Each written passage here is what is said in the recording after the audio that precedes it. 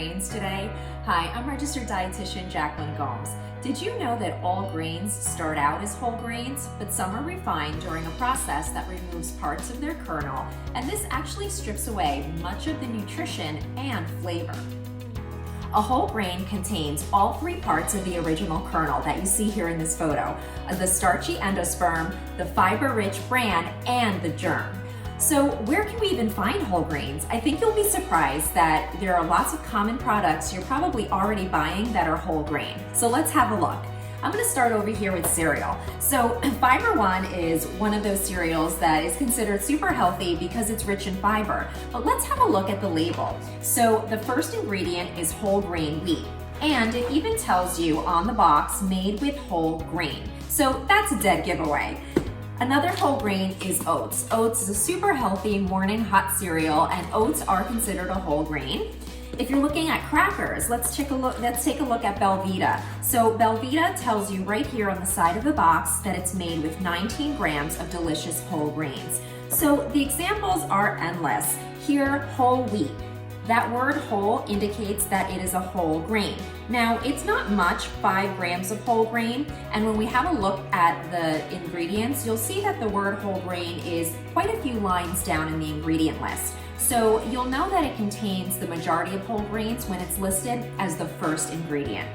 Now, these crackers also 100% whole grain. Another way to identify easily a whole grain. So what are some common misconceptions that we see at store level?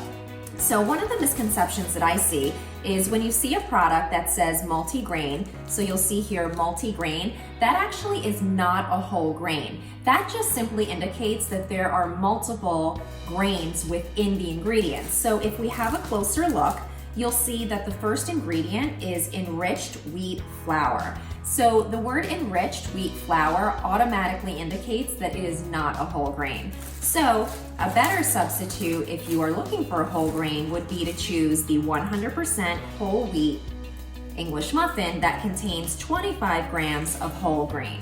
So let's move on to bread. A lot of times we'll see breads that say wheat bread. That again is not a whole grain. You really need to look for the word whole. So whole wheat, 100% whole grains.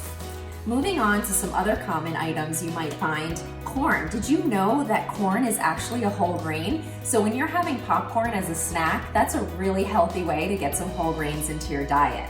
So let's have a look again at a box of pasta that looks like it might be whole grain. But if we have a look at the ingredient list, the first ingredient is actually semolina wheat, and that is automatically indicative of not a whole grain. So popcorn, so these popcorn rice cakes, the first ingredient is whole grain brown rice. Again, a whole grain. So why should we eat whole grains? Well, whole grains contain higher levels of nutrients, higher amounts of fiber and protein. And eating whole grains is linked to lower rates of type 2 diabetes, lower LDL or bad cholesterol, improved metabolism, a lower BMI or body mass index, and a healthier digestive system. Who wouldn't want that? So remember to make half of your grains whole grains with at least 3 servings per day. Thank you so much for watching and have a healthy day.